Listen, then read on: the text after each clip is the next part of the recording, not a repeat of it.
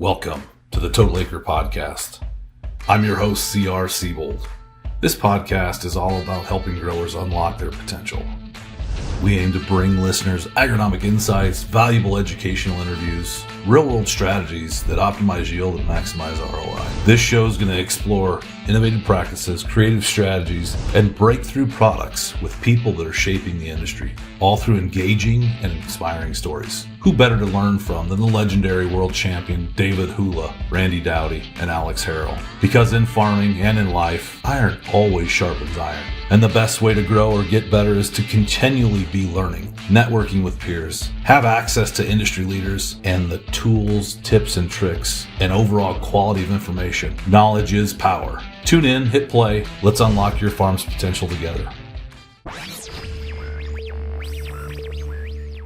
Hey everyone, welcome again to the next episode of Total Acre Podcast here. Chad Scebold with Matt Rholik with ARVA Intelligence. Matt, we've known each other for a while now. Yes. We've got some cool stuff we're going to talk about here. Absolutely. I would say sunny Denver, Colorado, but it's more like blizzardy or coming. It is, yeah. Man, know it. you probably flew in. I did.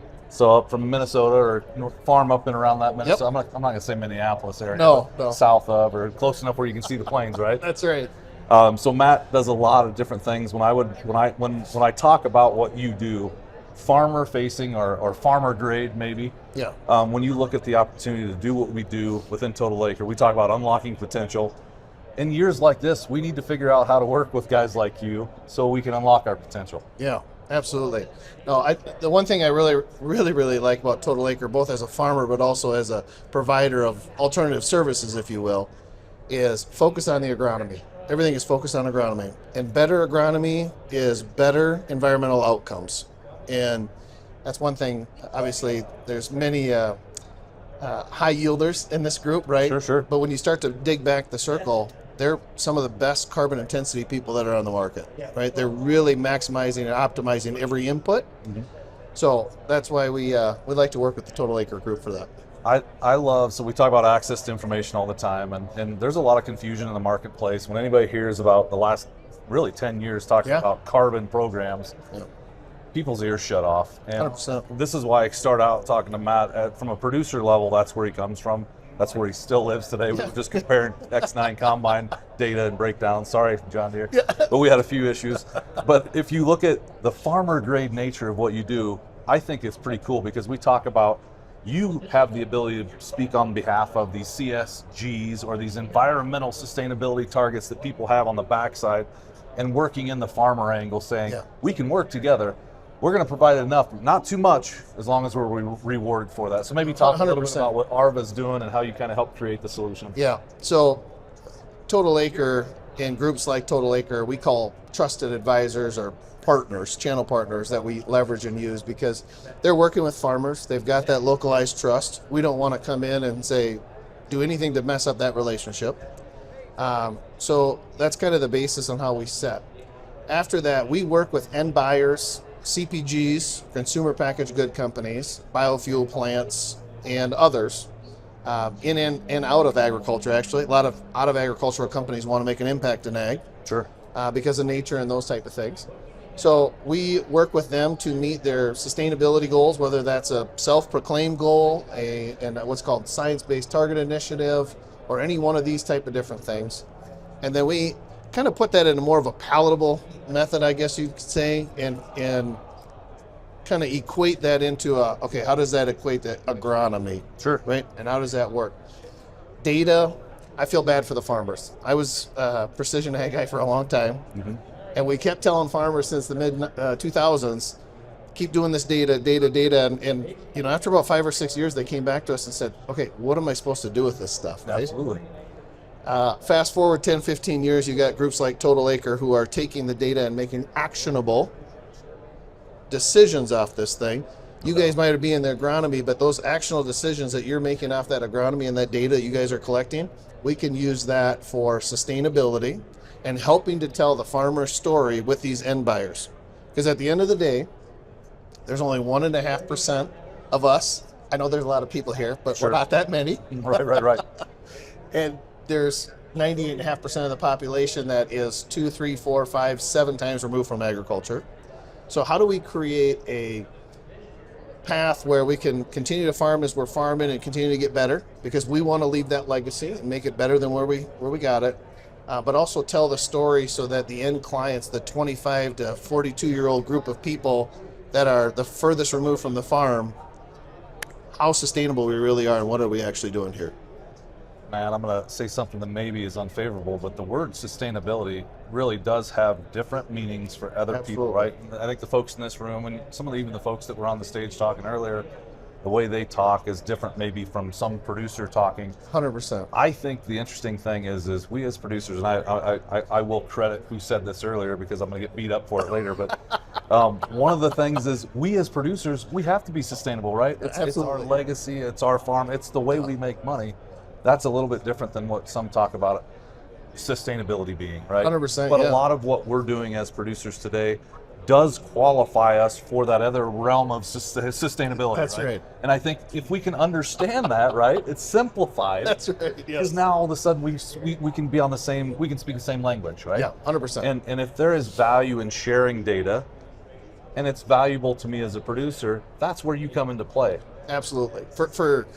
And I'm not going to throw shade on any companies, but there's a lot of companies that collect a lot of data and don't necessarily give benefits back to the farmer. Sure. Right?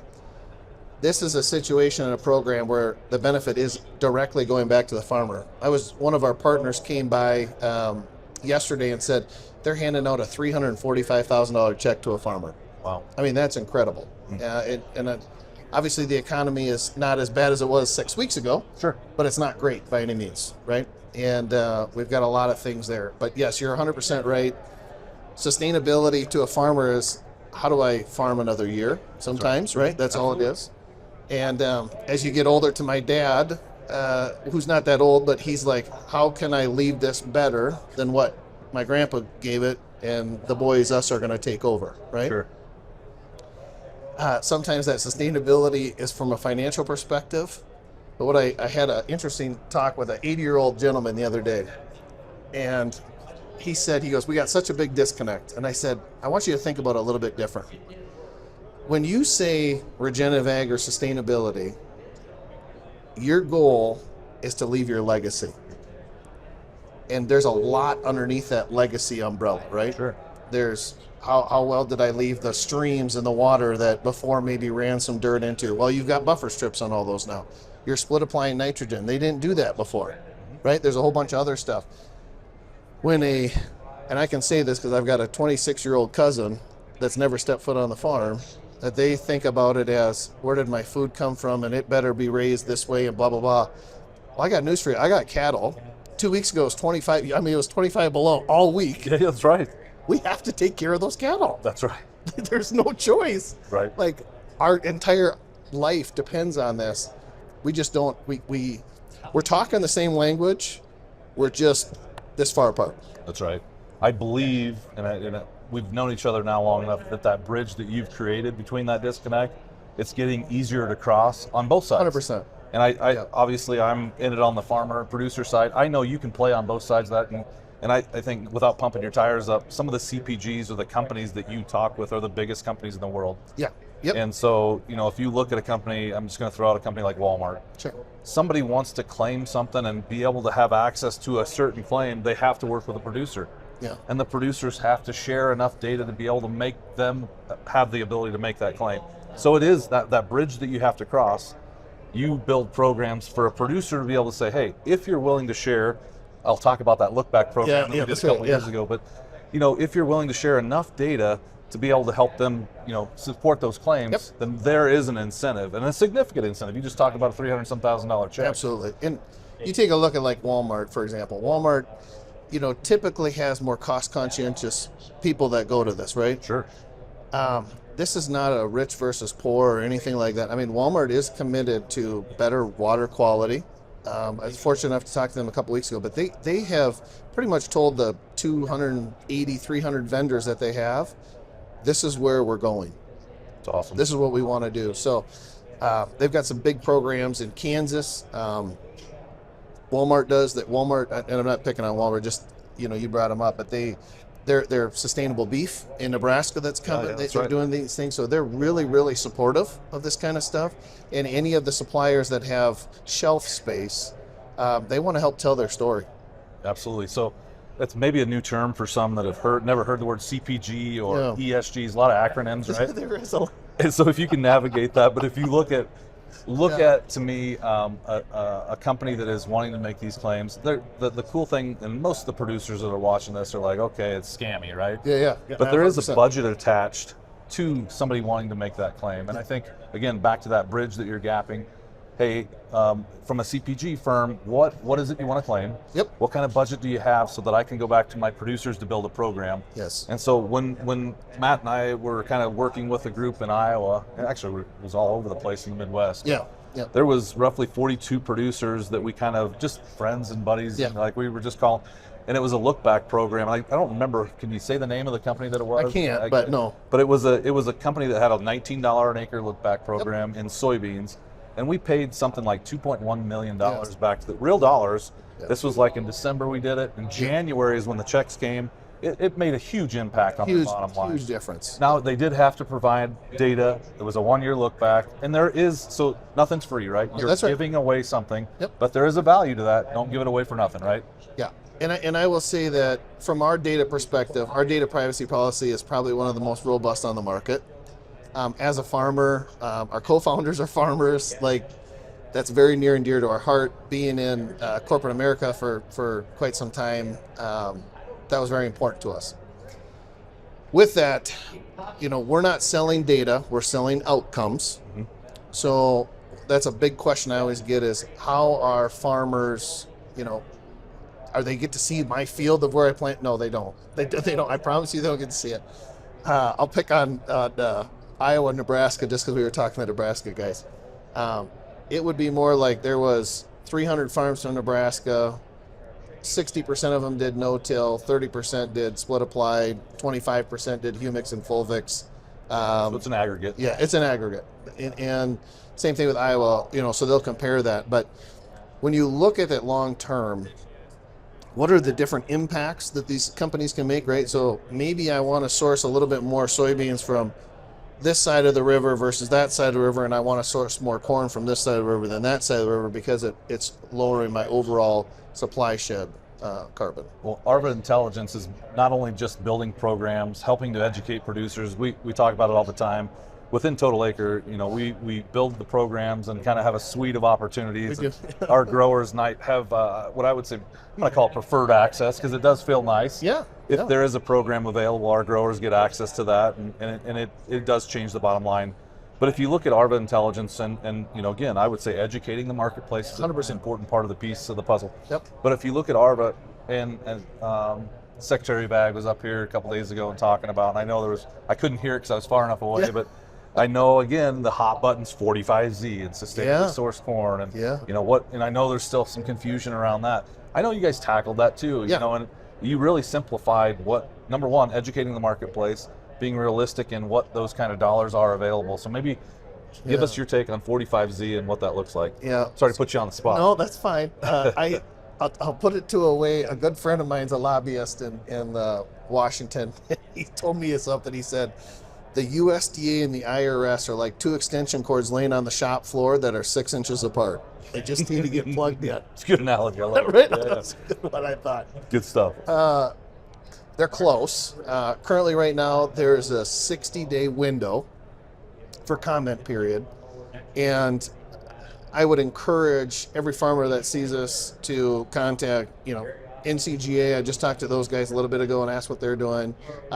There's a couple of our competitors that we've been back and forth with a little bit to make sure we've got a unified front going back to the USDA and as well as the IRS. It's going to be important. It's monumental. When you think about the amount of corn and soybeans that run into biofuels, renewable diesel, all these different things, as well as where's all that stuff going to afterwards? Cattle. Sure. Right? Yep. One of the things that we found out lately is like a lot of our ethanol and some of these biofuel products go into plastics, and we knew that, but there's a sustainable packaging portion of this that is an additional market that's brewing up itself. So I would say that I'm not as bullish as some people are in the market. Sure. I would say I'm more realistic from a 10 to 35-ish dollar an acre payment, depending on where it's at. Not every ethanol plant's going to qualify right off the bat. Yep. And then not all the corn that goes to that ethanol plant's going to qualify right away.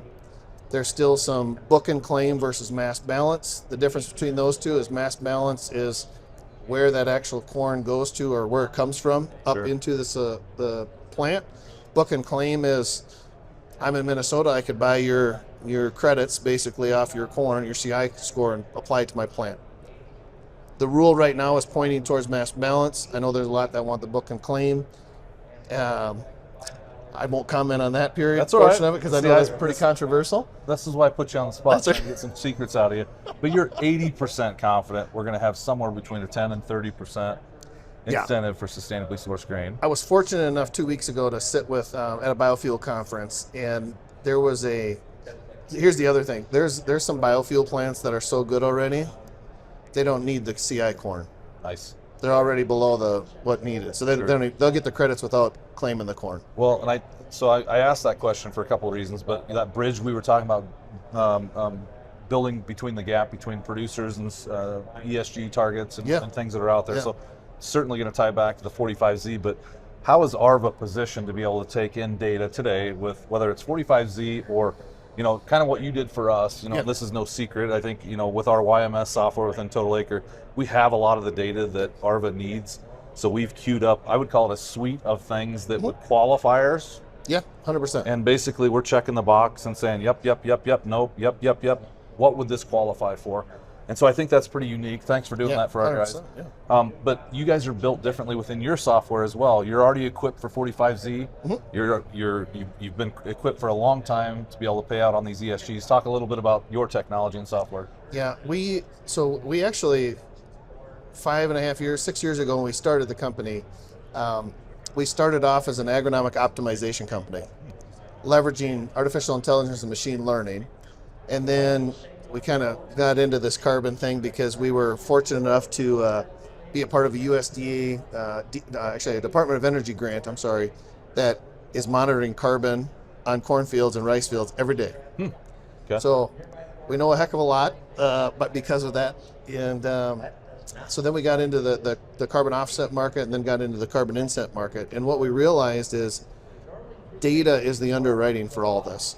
So when we were building out our beginning platform, we connected to Climate Field View, My John Deere, SMS, any and all what I would call telematic services, as well as desktop softwares, and then to fill in the gaps, starting to do APIs, right? Like the data that we're working with you guys on and others. And then I got this picture in my head, and this is not bad for anybody, but when I first started in precision ag, it's like these guys would stumble in with a shoebox of receipts, right? Sure, yeah. Paper, and that's not bad. There's nothing wrong with that.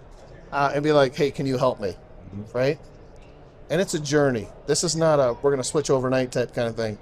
So we've allowed farmers that are what I would call pristine data guys, all the way down to the shoebox individual that wants to make a difference. And that software continues to evolve. But I would say, and again, I think even when we were doing some of that stuff, I like that because of a qualifier. Yeah. We were just talking about it. Actually, a pretty good sized producer we were talking with that they had the data, they didn't know how good of the quality was. Well, that's kind of what your team's for too, right? That's right. You have those APIs built where you can suck it in, but then making sure that they qualify. Yeah. And then really having the right kind of communication back and forth with the producer. Yep. I think I would say most of the stuff that we did within that look back program, it was within 3 to 5 days we had enough data. Yeah. A few back and forth, most of the APIs pulled it in. Might have been a conversation back with one of your customer service folks, but within 3 to 5 days you had the back and forth and you had it. 100%. So I know you're looking for the easy button, right? David always talks about the silver bullet. It's never super easy. You have to do a little bit of work, but once you have the team and the back end support to be able to do that, it makes it a lot easier. Oh, it's so wonderful. I just a shout out to our CS team. That's a thankless job some days. Sure, absolutely. They're not getting 10% all that. They're not getting that. But they've really done we've built that team up. They've done a really good job of drinking from a fire hose. I'm sure. And getting all the data and information in and learning farmer lingo really, really fast. But yeah, we're very fortunate, very blessed to be at where we're at. think about it from a standpoint of unlocking potential, unlocking opportunities. Yeah. There's assets, and I'm going to steal your language, right? There are literally assets sitting in the field right there that you can 100%. unlock. I think that it may be scary at first for somebody that hasn't done it before, or is just like, you know what, I tried a carbon program, I'm not going to get involved, I'm done with this. How does somebody like that get started that wants to kind of dip their toe and work with ARVA Intelligence? That's probably the biggest thing. The education out there. I just had a individual at our booth that was like, man, I tried these carbon programs and I didn't do this and I didn't do that. There's a huge educational gap, and I'm gonna say sorry from the industry as a whole, because we haven't done the greatest job educating and getting in front of people properly, right? So today we talked about 45Z. There's a carbon offset program, and then there's the Scope 3, and then there's sustainable claims, and then there's biodiversity, and so there's actually like a suite of different products that you can get yourself into. Carbon kind of just stays at the top of this thing. We see in a lot of cases, once they get over that hump of like, okay, tell me what I don't know, right? How could I be more effective? We're at the point now where if you get into I'm going to use biologicals very general here, but if you've got a humic or a fulvic or,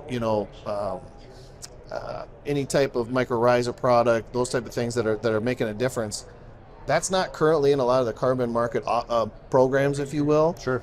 Because they haven't been measured long enough to say something. But if you take a look at a good humate type program and look at that compared to a commercial nitrogen inhibitor, Yep. a lot of the times the humate's probably actually better, and it's bio. Sure. Right? Yep. It's not synthetic. Probably can include that, saving a pass across the field, Exactly. all those little things all add up.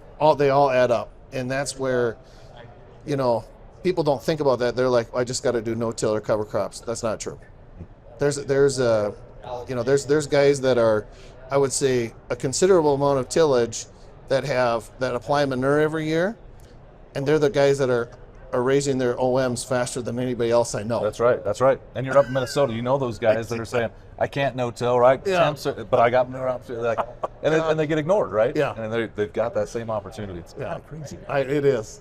Yes. So if you're just starting to dip your toe and start to explore this, I know that obviously the website, but if somebody wants to get started, there's a team that's sitting there waiting. There is, yeah.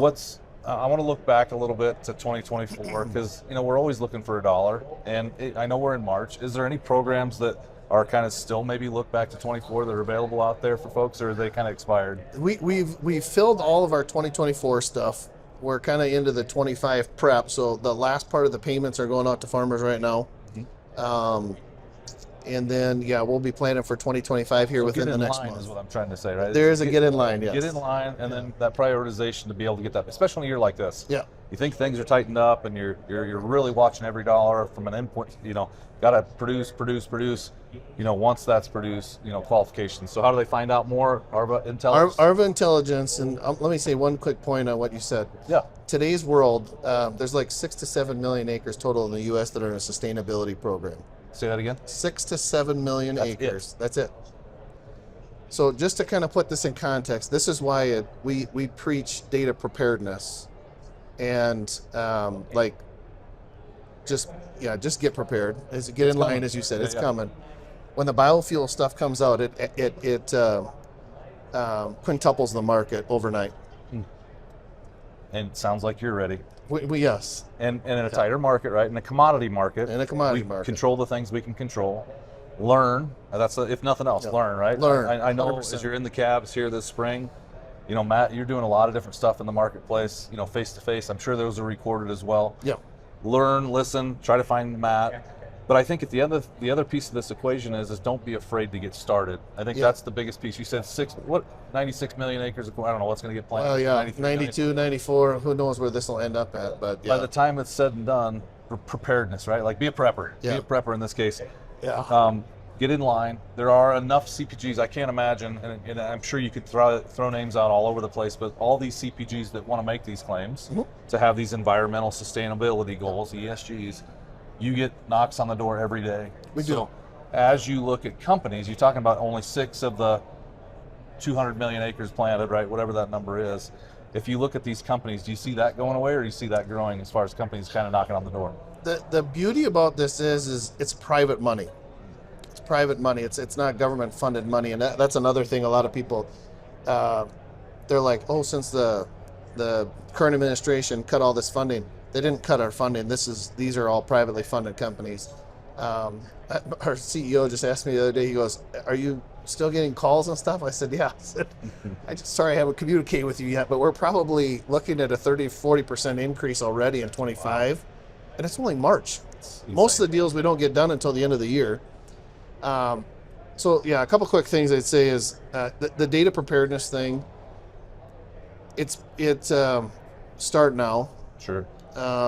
The only reason, just a caveat, the only reason that we got to pull it off in 23 was because your guys' data was ready. That's right. That's why it only took 3 to 5 days. That's right. So yes, making sure that Good the caveat there, because otherwise that turn gets pretty tough, doesn't it? Sorry about that. I'd have to reel back a little bit from some expectations. But most of the acres out there have data, or the majority of that data, because even when I look at that, most of JD Ops or Climate was all right there. 100%. I mean, when I say all, it was, what would the percent have been? Maybe 60 to 80% was right there at the fingertips. And there was the little stuff that we had to kind of fill in the blank. So that made it easy, right? It did. But if you have, like I say, unplugged the JD Ops, or the haven't plugged the puck in for a couple years, I would suggest please doing that again, getting prepared. Soil samples, tissue samples, applications, all that kind of different stuff is very, very important to be gathering for this. Tillage, pictures. If you've ever been in Equip or CSP, you take pictures of the cover crops or the minimum till, the no-till, strip till. Yep. Just take a couple screenshots. Yep. Right? It's just kind of simple stuff like that to prepare. If you're in rice or anybody in the south in cotton, that's a big one. AWD, or alternate wetting and drying. You don't know that because you're in Iowa. That's right, but I've heard it. You're the prep though. Think about this, right? Oh, yeah. These guys that have the opportunity to unlock what's in their field, right? So if they weren't able to participate in that carbon program because it was already a predetermined that they've already used that practice, that's gone away for some. Yeah, that's right. So that's maybe why, and not to pick on the guys that may be unplugged, right? Maybe they're just doing yield monitors, right? Yep, 100%. But that's probably why it was unplugged, right? They said, well, I didn't qualify. I think that this turns everything on its head, right? 100%. You can be pre-qualified by using practices holistically within that operation. 100%. And that's the beauty of it. You know, not to tote on John Deere too much, but you know, very familiar with their See and Spray technology. Yeah. And as you think about that in the future, last week I was actually north of here at a John Deere dealership, and you know, they're seeing savings of 60 to 80%. That's huge. We talked about, we actually talked to Deere a couple days ago. Yeah. And they're already on 1 million acres with that. Yeah. And it was 59% was the whole, I mean, so think of that number. I know. That's So that in itself, just for everybody who's going to see this, there's chemical savings on there, but there's what's called biodiversity, right? So you're not hurting the pollinator communities, edge of field stuff, all these things play into it. So it's developing, but that's where that's going. That's cool. Listen, you've said a lot. There's a lot there. Mm-hmm. For folks that want to be a part of what, you know, preparedness is, YMS, Total Acre, a lot of what we're doing today, like we talked about within that technology, it's already prepped. We have that nice ability to do that. There's always still a little bit of work with that. 100%. This is why we love working with the industry leader in this space. ARVA Intelligent, Matt Rholik, thanks for being here today. We'll do it again soon. It's always fun. Absolutely. Thanks, Matt. Take care. And that's a wrap. Thanks for tuning in today to this episode of the Total Acre podcast. Hey, if you enjoyed it, you like the conversation, be sure to subscribe. You know the drill. Spotify, Apple, YouTube. Go give us a click, give us a like. Until next time, though, keep pushing forward. We hope that you found something unique, something powerful here that might help you unlock your farm's potential. We look forward to seeing you next week. Be safe. Talk more here soon on the next Total Acre podcast.